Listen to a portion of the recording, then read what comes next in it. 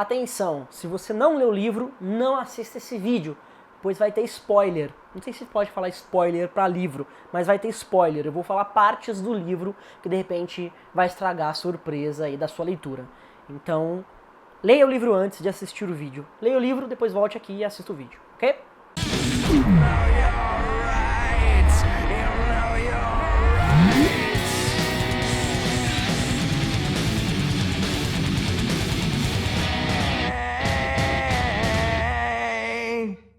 Fala galera, hoje eu vou falar sobre o livro Kurt Cobain, A Construção do Mito, do já conhecido e incansável autor Charlie R. Cross. Aqui em cima no livro tem uma frase publicada na revista Rolling Stone falando sobre o Kurt Cobain, que ele seria o último grande ícone do rock de que se tem notícia. Aí um lançamento mundial dos 20 anos sem Kurt Cobain, que foi em 2014. Agora em 2015 a morte completou 21 anos, no dia 5, né? O livro, como eu disse, é de 2014, tem 176 páginas e tem como título original Aqui Estamos Agora. Um trecho aí da música Smells Like Teen Spirit. No começo é muito legal que o Charlie faz uma anotação aqui para Ashland e todos os garotos e garotas que se sentiram inspirados a ponto de levantar do sofá, pegar uma guitarra e fazê-la falar. Bom, isso aqui não é uma biografia, que fique claro. Se você leu Mais Pesado que o Céu, Heavier Than Heaven, você vai ver que esse livro começa assim que termina o Mais Pesado que o Céu. É uma visão muito mais pessoal. O Mais Pesado que o Céu é uma biografia que conta a história do Kurt e tal. Só que esse aqui já é mais uma visão do Charlie Cross, como ele recebeu a ligação e ficou sabendo da morte. Então esse livro começa logo após a morte de Kurt Cobain e tudo o que aconteceu depois. Inclusive, ele é dividido em 8 partes, né? Que é o prólogo, que é um mistério horrível, o cálice sagrado, a música e a influência, chatos de jeans rasgados, o grunge e a cultura, o casaco de $6.000 de Kurt Cobain, estilo e moda, o momento perfeito para Seattle, Aberdeen e Seattle, acontece todo dia, o vício e o suicídio, o último astro do rock, o legado e os olhos azuis, e os agradecimentos. O prólogo, que é um mistério horrível, conta alguns detalhes aí, assim que Kurt foi encontrado, algumas curiosidades, inclusive como ele recebeu a notícia na revista em que o Cross trabalhava, né, que é a The Rocket na época, eu não sei se ele ainda está lá. A pessoa que ligou para falar sobre a morte do Kurt disse assim: vocês vão ficar me devendo alguns ingressos pro show do Pink Floyd por causa disso, hein? Tipo, e aí mostra como o Cross ficou espantado por ser um grande fã e considerar o Kurt Cobain um ídolo. Tipo, não é possível, não pode ser ele, deve ser algum outro amigo dele, usuário de heroína que tava lá. Não é possível que seja o Kurt. E era o Kurt, e ele conta todo o choque que foi pra todo mundo. Inclusive a família do Kurt descobriu que ele estava morto por meio de uma reportagem de rádio. Olha isso, é uma coisa que eu não sabia. E aí ele justifica, inclusive, nessa primeira parte, porque o livro se chama Here We Are Now, o nome original do livro em inglês, Aqui Estamos Agora, e dizendo assim que, e aí, aqui estamos agora, e aí, o que foi o legado, o que Kurt Cobain deixou aí pro mundo da música, pro mundo da moda, para o cinema, para tudo que você imaginar. Kurt Cobain e o Nirvana influenciaram essas áreas de alguma maneira. No Cálice Sagrado, a música é influência, e aí ele cita uma série de bandas que foram influenciadas pelo Nirvana e se tornaram um grande sucesso após o término da banda. Uma curiosidade sobre o Nevermind, que sim, a gente pensa que, nossa, lançou o Nevermind e o Kurt ficou rico pra caralho da noite pro dia. Mas não, o álbum não fez com que o Kurt enriquecesse de imediato. Quando o Charles verificou a restituição de imposto de 1991, ele constatou que naquele ano, com um disco de sucesso e uma turnê esgotada, ele só tinha recebido $29.541, a maior parte vinda da remuneração pelos shows. Ou seja, isso era a prova da lentidão dos selos em pagar pelos direitos autorais. É aquele complementa que o Kurt só ficou rico, mesmo rico, nos 2 últimos anos de sua vida. Antes disso, foi uma loucura de turnê, de lançamento, ele ficou rico assim nos 2 últimos anos, ele era um cara milionário. Mas antes disso, não. Impressionante, né, esse lance de saber que o Kurt ficou realmente rico nos 2 últimos anos de sua vida. É impressionante. O Charles aqui destaca algumas bandas que foram influenciadas pelo Nirvana, que vocês já sabem, como Stone Temple Pilots, Green Day, Linkin Park, Creed, White Stripes, 30 Seconds to Mars, System of a Down, Nickelback, todos esses, de alguma maneira, foram influenciados pelo som do Nirvana. Isso de acordo com as grandes gravadoras. E uma vez o Chris disse em uma entrevista que o Nirvana não levou o punk ao mainstream, né? Que é onde todo mundo quer chegar, né? O que tá no ar, no momento, na mídia, né? Ele diz assim, nós não levamos o punk ao mainstream, nós trouxemos o mainstream para o punk. A mídia começou a dar atenção àquela banda que estava surgindo ali. Eles conseguiram ofuscar as lentes e chamar a atenção para aquele cenário. E fala da importância de Smells Like no cenário musical. E aí, nesse capítulo, ele menciona, ele diz que há algumas canções solos que o Kurt gravou, que eu tô olhando aqui pro livro, porque realmente eu fiz anotações para falar para vocês as partes que eu achei mais interessantes. Há também algumas canções solo de Kurt, que provavelmente acabarão num álbum um dia, mas, pelo que sei, não existe nenhum cálice sagrado do Nirvana à espera para ser lançado. Então ele acredita aí que tem algumas músicas solo do Kurt, mas não nada inesperado, espetacular do Nirvana em si. E aí também uma curiosidade, que talvez vocês já saibam, que o primeiro nome de Nevermind era sheep, né, que é ovelha em inglês, fazendo uma referência aí aos consumidores, que seriam ovelhas aí do consumismo e comprando e tal. Seria um nome sarcástico para o Nevermind, que depois veio a ser Nevermind, que eu acho bem melhor. E aí Charles destaca que o Nirvana influenciou inclusive o hip hop moderno, né? O hip hop contemporâneo, atual, e destaca que em 2003 o Jay-Z sampleou um trecho de Teen Spirit na canção Holy Grail, né? Traduzindo Santo Grau. E aí ele repete o refrão meio que modificado, né?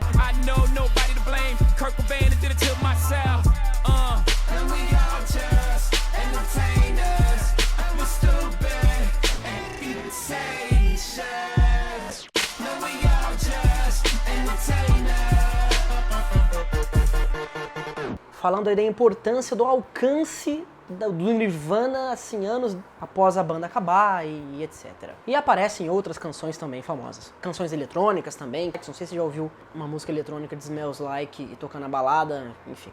E aí já na outra parte aí do livro, Chatos de Jeans Rasgados, o Grunge e a Cultura, ele descreve como influenciou no cinema, inclusive, o filme Vida de Solteiro, lançado em 1992, que mostra aí como seria o estilo grunge, apesar de o Nirvana não aparecer em nenhum momento do filme. Aí explica quando apareceu pela primeira vez a palavra grunge, né? Grunge. Uma coisa interessante que o Kurt Cobain falou pro Jack Endino, que About a Girl, para ele compor About a Girl, ele ouviu Meet the Beatles por 3 horas antes de escrevê-la. E, claro, no livro também descreve que Kurt odiava esse termo grunge, esse rótulo, ele não concordava muito com isso, não entendia por quê. E as pessoas que moravam em Seattle ironizavam, satirizavam as grandes mídias noticiosas que iam lá para fazer matérias sobre o grunge e etc. Ele explica a história do texto que o Kurt escreveu aí no encarte do Incesticide, e num período que a postura pró-feminista e o apoio aos direitos homossexuais quase se transformaram em cruzadas, assim. Kurt Cobain começou a abraçar uma causa muito interessante, e aí conta a história do Incesticide, que tem no encarte como se fosse uma carta aberta aos fãs, que Kurt descreve: se algum de vocês por qualquer motivo detesta os homossexuais, as pessoas de outra cor ou as mulheres, por favor, nos faça uma gentileza, deixe-nos em paz. Não apareça nos nossos shows e não compre os nossos discos. Isso é muito interessante. E aí explica também que Kurt compôs 3 músicas sobre estupro, não apenas Rape Me, mas Floyd the Barber, Polly e Rape Me. E aí em uma outra parte do livro, né, o casaco de $6 mil de Kurt Cobain, o estilo e a moda, como o Nirvana influenciou e como o termo grunge virou o item descritivo em revistas de moda, como estilo, como algo a se vestir, né? E trapos, ele conta a história de trapos que Kurt vestia e pagava em brechós, tecidos que pagava, de repente, 3, 4, 5 dólares sendo vendidos a 1.000, 2, 3 mil dólares. Ou como o próprio nome aqui diz, né, do capítulo, o casaco de 6 mil dólares de Kurt Cobain. Como foi, né, como de astro do rock, ele virou um ícone, e um ícone de moda, sendo que Kurt Cobain nem se importava com o que ele vestia e nunca tentou criar um estilo. Era simplesmente as roupas que ele tinha acesso. Ele poderia até comprar outras roupas ali, mas ele preferia sempre roupas mais simples. Ele fala de ações, né, envolvendo o nome do Nirvana, como foram vendidas por valores altíssimos. Fala também que Kurt direto usava camisetas como aquela do Flipper, que era de bandas que ele gostava, então ele acabava promovendo várias bandas sem as pessoas saberem do que se tratava, enfim, ele tava nem aí. E neste trecho do livro também fala dos filmes que tiveram influências aí, filmes que usaram, séries também, seriados que usaram canções do Nirvana, como A Sete Palmos, da HBO, que usou All Apologies, o filme Soldado Anônimo, que usou Something in the Way, entre outros. E em um outro trecho do livro, O Momento Perfeito para Seattle, Aberdeen e Seattle, ele praticamente conta que depois da explosão do Nirvana, várias bandas foram pra lá. Seattle virou o berço do grunge, né? Apesar de que Kurt era de Aberdeen e só viveu em Seattle durante 18 meses, apesar da forte associação dele com Seattle. Ele conta sobre várias bandas que foram pra lá, várias bandas que deram certo indo pra lá, e como bandas ainda vão pra lá até hoje procurando sucesso e etc. Nessa parte também ele fala como Seattle era aberta para as bandas do Nirvana e etc, e como Aberdeen, na cidade de Kurt, era fechada ao Nirvana e à memória de Kurt Cobain. Inclusive começou a melhorar recentemente, porque o Kurt Cobain, queira ou não, a cidade não queria associar o nome dela a um cara que era usuário de heroína e que tinha tirado a própria vida. Esse era o discurso e é o discurso de alguns dos políticos da cidade ainda hoje. E, enfim, o Cobain's Day lá, o dia do Kurt Cobain que eles fizeram agora, foi com muito sacrifício. Isso tá há anos rodando lá pra conseguir e foi só agora, mas assim, ainda tem uma restrição muito grande. Eles não têm uma associação, eles não conseguem, eles não fazem essa associação do Kurt com a cidade em si, assim como um filho, tão facilmente. E pra você que não sabe, Kurt Cobain morou 3 meses apenas na Casa do Lago, onde tem a estufa, onde o corpo dele foi encontrado. Ele morou lá apenas 3 meses, né? Eu achava que era muito mais assim. Acontece todo dia o vício e o suicídio. E aí ele fala como a mídia agiu no momento, como eles ficaram preocupados porque diziam que uma série de suicídios iam acontecer, mas aconteceu o contrário, como ele rebate, mencionando o investigador Tom Grant, que diz que vários jovens, crianças se mataram por causa disso. Eles fizeram uma pesquisa e na verdade diminuiu o número de suicídios e diminuiu o número de usuários de heroína, porque na verdade os fãs não queriam que ele morresse. Então aconteceram 2, 3, alguns casos esporádicos de suicídio após a morte dele, mas constaram que o número de suicídios no período diminuiu e não aumentou, como o Tom Grant defende. Fala que muitos outros rockstars começaram a procurar ajuda depois de Kurt ter morrido. Muitos caras voltaram a clínicas de reabilitação. Alguns dos parentes, como uma tia do Kurt, chamada Beverly Cobain, ela começou a falar publicamente sobre o suicídio e sobre o impacto do vício, né? O vício e o suicídio no núcleo familiar. Então ela escreveu 2 livros sobre como prevenir e lidar com o suicídio. Eles se mobilizaram, era muito claro para a família a associação do vício em heroína ao suicídio.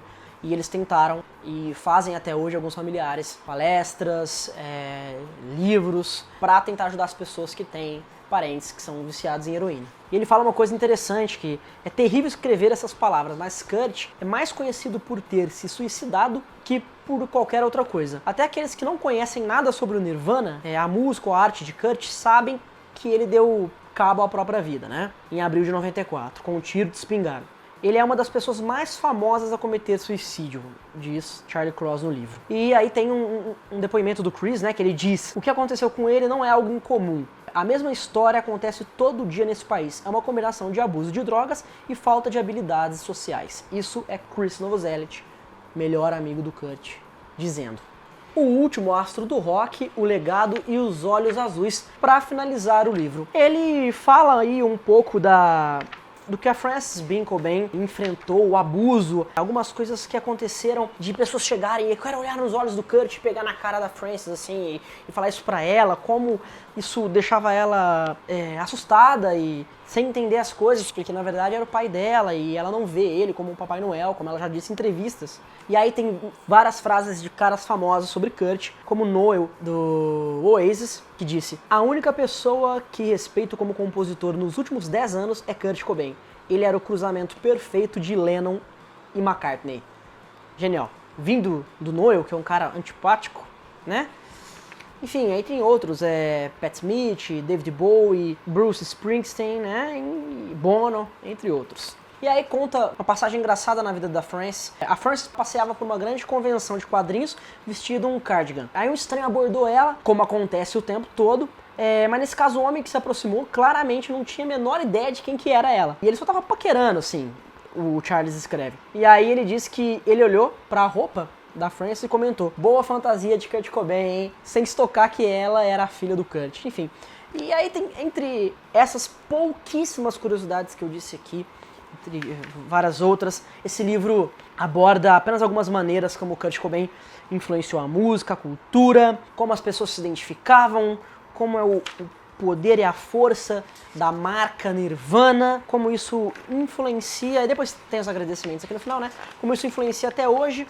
E eu acho que, assim, esse livro aqui não é um livro, tipo assim, mais um livro pra vender, porque eu acho que não teria como o Charlie Cross colocar a construção do mito, né? Dentro do Mais Pesado que o Céu, porque o Mais Pesado que o Céu é a minha biografia, você lê como se fosse ali assistindo um filme sobre o Kurt Cobain. Aqui ele deixa claramente a opinião dele e começa o livro de uma ligação que ele não acreditava que Kurt tinha morrido e depois fala de tudo que foi acontecendo e o que acontece até hoje com o nome Nirvana, Kurt Cobain, enfim, toda a banda, até ano passado e inclusive esse ano as coisas estão acontecendo, como vocês podem ver, com o lançamento do filme em breve, que a gente espera que saia este mês ou o mês que vem, talvez no Brasil demore mais, o Montage of Heck. E é isso. Vale a pena comprar. É um livro que tem várias curiosidades que você não vai encontrar no Mais Pesado que o Céu. Tem coisas aqui que eu não quis falar, que eu acho que merece outros vídeos só para abordar esses assuntos.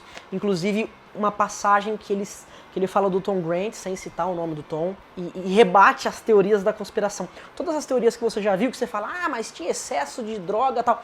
Aqui ele, tipo, mostra o outro lado, porque o Tom Grant não mostra que realmente tem pessoas que têm mais capacidade de aguentar, tem mais tolerância ao tipo de droga. Existe. Uma pessoa pode ter uma overdose com uma dose e outra pode ter com 5 doses. Então isso varia. Enfim, e esse livro é bem esclarecedor, entre outras coisas aí. Bom, é isso.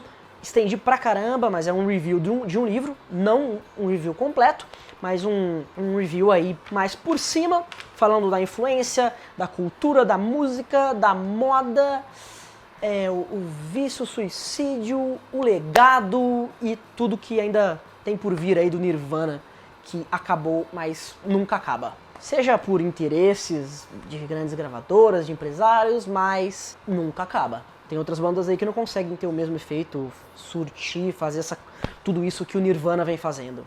Que é não parar, não deixar de existir. Certo?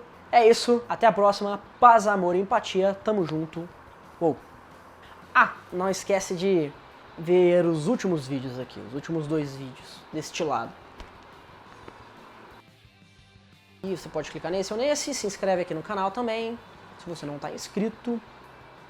É isso. Muito obrigado. Gostei do livro, viu? Nota 10. E a leitura é fácil, rápida, tranquilo. Até mais.